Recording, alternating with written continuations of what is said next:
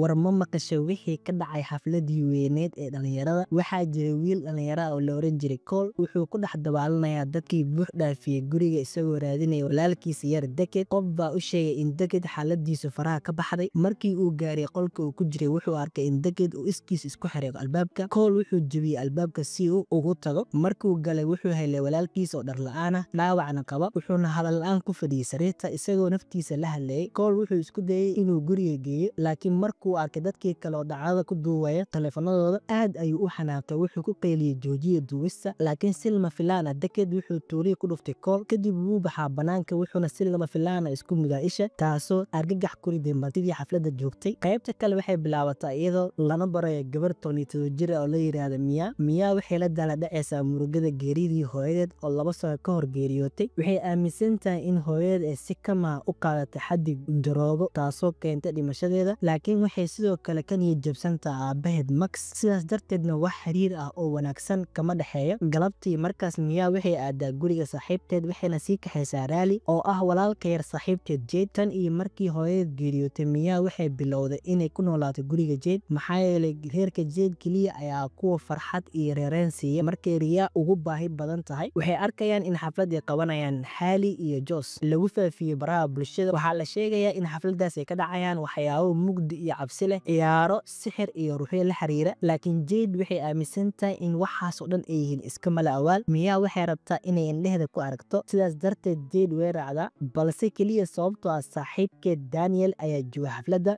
Saddexdooduba Mia, Jade iyo Riley waxay si qarsoodi ah ugu baxaan guriga, waxayna aadaan xafladda. Markii ay halkaas yimaadeen, waxay la kulmaan Daniel oo la yaab leh, waa ex boyfriendkeedii Mia, laakiin weli saaxiibo ayay yihiin xitaa haddii xiriirkoodii hore u dhammaaday. Waxyar kadib Hailey iyo Joss waxay soo bandhigaan ciyaarta la wada sugayay, Talk to Me. ciyaartan ayaa ah wax cusub oo qof walba isku dayayo. Waxaa la keenaa gacan la xifdiyay oo la sheegay inay ka mid tahay haweeney ruuxi ah, waxaana ku qoran qoraallo qalaad. Qaabka ciyaarta u shaqeyso waa mid sahlan, gacantaas ayaa la qabtaa, shumaca ayaa la shitaa, kadibna qofku wuxuu leeyahay Talk to Me. Markaas ruux ama jinni ayaa imaanaya, laakiin keliya qofka gacanta haya ayaa arki kara. Haddii qofkaas uu dhaho I let you in, markaas ruuxa ama jinniga ayaa si buuxa u galaya jirkooda. Mia way iskeentaa si ay ugu horeyso kuwa ciyaaraya. Hailey wuxuu ugu digaa hal shuruud oo muhiim ah, qofku waa in aan loogu darin wax ka badan 90 ilbiriqsi, haddii kale ruuxa ayaa qofka ku xirmaya. Si loo joojiyo shumaca waa in la dimiyaa. Mia waxay gacan ku qabataa gacantii, waxay tiraahdaa Talk to Me. markiiba waxay aragtaa ruux duq ah oo cabsi leh. Jade waxay isku dayaysaa inay joojiso, laakiin Hailey ayaa ku dhiirigeliya inay sii wado. War sheekadu markaan waa halkii ugu xumeyd. Mia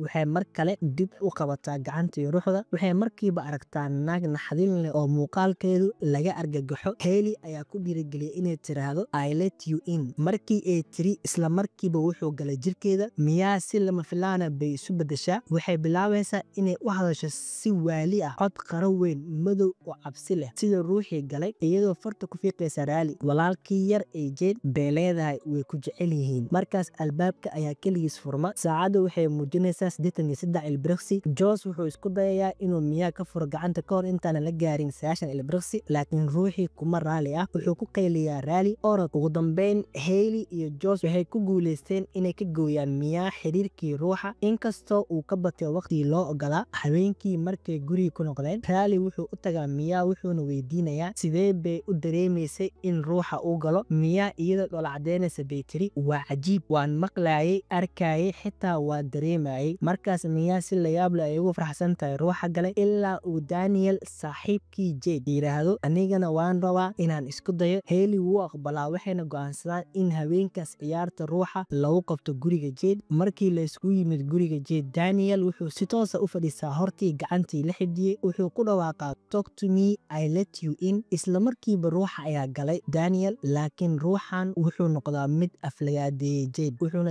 isla markiiba bilaabayaa inuu si anshax xun u dhaqmo. Daniel wuxuu dhulka ugu xukmaa sidii qof wax sameynaya, wuxuuna afka u laabaa naasaha eega guriga isagoo si xun u dhunkanaya. Caruurtii kale waxay yihiin kuwa argagaxsan, qaarna qosol ka qabsaday. Si degdeg ah bay u damiyaan shumacii, laakiin sheekadu weli ma dhammaan. Dhammaantood waxay leeyihiin aan mar kale isku dayno. Nasiib wanaag, hooyadii Jade Sue ma joogto haweenkaas. Markuu Riley yiraahdo anigana ii ogolaada hal mar, Jade waxay tiraahdaa maya, adiga waad yar tahay, ciyaartani waa halis. Qof walba wuu ku raacaa go'aankaas, laakiin Riley wuxuu la murmaa walaashiis Jade Jade waxayna ka tagtaa qolka iyadoo xanaaqsan. Riley wuxuu markaas si damiir leh u baryaa Mia fadlan ii ogolow hal mar, weliba keliya 50 ilbiriqsi. Mia iyadoo naxariis qabtay way ogolaataa. Okay, 50 ilbiriqsi keliya, maya 90. waayahay. Riley wuu farxaa wuxuuna bilaabaa habraaci. Markii uu yiraahdo talk to me, I let you in, Hailey wuxuu shidaa saacadu. Markaas ayuu Riley si degdeg ah u noqdaa mid ruux galay. Halkaas ayay wax walba ku bilaabmeen inay kasii daraan. Ruuxa Riley gale wuxuu sheegtaa inuu yahay hooyada dhimatay ee Mia. Mia way yaabtaa, waxay maqlaysaa codka hooyadeed oo si naxariis leh u leh, Mia waan ku xiisay, waad ilaadahay. Caruurtii kale waxay rabaan inay joojiyaan ciyaarta markii ay saacada gaarayso 50 ilbiriqsi, laakiin Mia waxay baryaysaa in la sii daayo si ay u sii maqasho hooyadeed. Markuu waqtiga dhammaanayo waxay isku dayayaan inay joojiyaan, laakiin markaas baa ruuxii si xun u bedelo. wax walba waxay bilaabayaan inay noqdaan madow, khatar iyo qalbi jab. isla markiiba ruuxii galay Riley wuxuu isu bedelaa mid rabsho badan, wuxuuna madaxa ku garaacaa armaajooyinka qolka si xoog leh. Jade iyo kuwo kale waxay ku dhibaatoonayaan inay ka furaan gacantaas ruuxa leh. ugu dambeyn way ku guuleystaan, laakiin Riley wuxuu ku dhammaanayaa dhiig iyo dhaawac daran. waxaa si degdeg ah loogu qaaday isbitaalka. dhammaan caruurtu way aamusan yihiin, mana hadli karaan, waayo waxa dhacay waa wax laga argagaxo. booliska ayaa imaanaya, iyaguna waxba kama fahmayaan sida wax u dhaceen. Mia qaladkeedii baa murug ku riday, iyadoo is eedeynaysa. Mia waxay qaadataa alaabteedii waxayna ku noqotaa guriga aabeed si ay keligeed u noqoto. laakiin markay isku daydo inay booqato Riley isbitaalka, Jade iyo hooyadeed Sue ayaa si cad ugu diidaan. Sue waxay u sheegtaa Mia, waa adigaa sabab u ah waxa dhacay, haddaa mar kale timaadid booliska ayaa ku wacaya. markay rabto inay tagto, Mia waxay daaqada ka aragtaa muuqaalka hooyadeed. muuqaalkaasi wuxuu u tilmaamaa inay tagto musqusha. markay tagto waxay maqashaa codka hooyadeed oo leh Mia i caawi, laakiin markay fiiriso gudaha qofna meesha ma joogo. markaas Mia waxay la baxday arrin cusub. waxay bilaabaysaa inay waqti la qaadato Daniel, saaxiibkeedii hore. waxaa muuqata inay weli jeceshahay. Daniel wuxuu leeyahay wixii Riley galay ma ahayn hooyada, laakiin Mia weli waxay aaminsan tahay in hooyadeed ay isku dayayso inay la soo xiriirto. habeenkii Daniel wuxuu seexday guriga Mia, laakiin markay Mia hurdada ka toosto waxay arkaysaa ruux haweeney gabow ah oo si tartiiba ugu soo socdo Daniel. markaas ayay ruuxdii bilaabaysaa inay lugta Daniel afka ka nuurto. Mia argagax bay la qeylisay ka Daniel ka, laakiin Daniel markuu tooso wuxuu arkayaa Mia iyada oo iyadu cagtiisa afka ku haysa. naxdin darteed Daniel wuxuu isla markiiba ka tagaa guriga. markuu baxay, Mia waxay si qarsoodi ah ula baxday gacantii ruuxa. waxay shidaa shumaca. waxay isku dayaysaa mar kale inay la hadasho hooyadeed Ria. hooyadeed markay u muuqato Mia way suu weeday, hooyo dhimashadaadu shil ma ahayd mise adiga isdilay? ruuxii hooyadeed wuxuu ku yiraahdaa waxay ahayd shil, weligii kaama tagi lahayn Mia. laakiin haddana hooyadeed way sii wadaa. waxay leedahay Riley wuu xanuunsan yahay, caawimo ayuu u baahan yahay. dhanka kale isbitaalka, Jade waxay dadaal ugu jirtaa inay Riley badbaadiso, laakiin Riley weli ruux ayaa galay. wuxuuna bilaabayaa inuu qaniino Jade. wuxuu ku dhacayaa sagxadda musqusha isagoo madax ku garaacaya derbiga, isagoo ay gacanta ku hayso ruux doonaya inuu dilo. nasiib wanaag dhakhtarka ayaa soo gala. wuxuu fargelin ku sameeyaa xaaladii oo halis ahayd. dhowaan kadib Mia waxay la midoobaysaa Daniel, Hailey iyo Joss. ujeedadu waa mid cad, inay raadiyaan Cole, wiilkii filimka bilowgiisii ka muuqday. waxay ogaadeen in Joss uu gacanta ka helay Deckard, wiilkii isdilay. markii ay la kulmaan Cole, wuxuu si cad u eedeeyaa Joss, waa adiga mar walba Deckard ugu yeeri jiray ciyaarta, adigaa sabab waa dhimashadiisa. laakiin Cole wuxuu sheegaa wax kale oo muhiim ah, haddii ruuxda ku jirta Riley oo la sii daayo way sii daciifaysaa waqti kadib, haddii la sugo wuu ka bixi karaa. laakiin Mia iyada waqtiga ayaa ku dhammaanaya. waxay u muuqataa inay aaminsan tahay in hal fursad keliya ay harsan tahay. qorsheedu wuxuu yahay aan Riley u dhammaystirno ciyaarta. Mia waxay aaminsan tahay in Riley markii hore aysan demin shumaca. markaas waxay tagtaa isbitaalka si ruuxyadu mar kale ugu dhaca Riley si ay ugu soo saarto, laakiin waxba kama hirgalaan. kadib Mia waxay qaadataa go'aan geesinimo leh, aniga ayaa la galaya adduunka ruuxa si aan Riley u soo badbaadiyo. markaas ayay ku dhacdaa aragti ruuxeed. waxay la kulantaa ruux